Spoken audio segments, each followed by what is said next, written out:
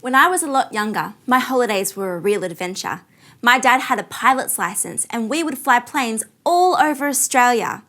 One day, when we were in the plane, I looked out the window and I saw fuel streaming out the plane. As if that wasn't scary enough, when we turned around, my door flew open. It was so loud and the wind was gushing in and I was terrified. But then I had to put my trust in my dad that he would get us back to the ground safely. How much more can we put our faith in God when we're afraid? If you're taking notes today, our big point is faith in God defeats fear. No matter how brave or strong you are, we all have situations where we feel afraid. And today, what we're going to talk about will help you to live a life free of fear. Number 1, fear not. When Jesus walked out on the water in the middle of the storm, what did the disciples do? They were afraid. They thought he was a ghost. Jesus said to them, "Don't be afraid, it's me." Jesus was with them in the storm. They didn't have to be full of fear. We may face storms in our life. We might be looking head on into tragedy. We might be walking into a new school where we don't know anyone. We might be stepping into a new thing and trying something different. You don't have to be full of fear because God is with you. Just like Jesus was with the disciples in the storm, He is with you in your life, no matter if it's stormy or clear. Isaiah 41 verse 10 says, "So do not be afraid. I am with you. Do not be terrified. I am your God.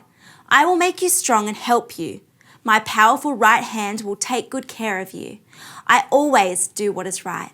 All through God's word, He tells us, do not be afraid. I am with you. If we have faith in God, we don't need to be full of fear. Faith in God defeats fear. Number 2, faith is powerful. Faith is more powerful than fear. Faith can overcome obstacles. Faith can see you through any situation. Faith can cause miracles to happen. Faith can make a way where there is no way. Faith can calm any storm. Imagine being out in a wooden boat in the middle of a storm, the waves crashing, the boat rocking, the thunder and lightning billowing overhead. There's a lot of reasons to fear that storm, but there are more reasons to have faith in God. Faith is more powerful than any storm. Faith is more powerful than your fear. Faith calms the storm. Jesus called Peter out onto the water to walk towards Him. Peter didn't know what was going to happen. He stretched out one leg and stood on the water, and then the other leg and began to walk. Keeping his eyes on Jesus, his faith was more powerful than his fear.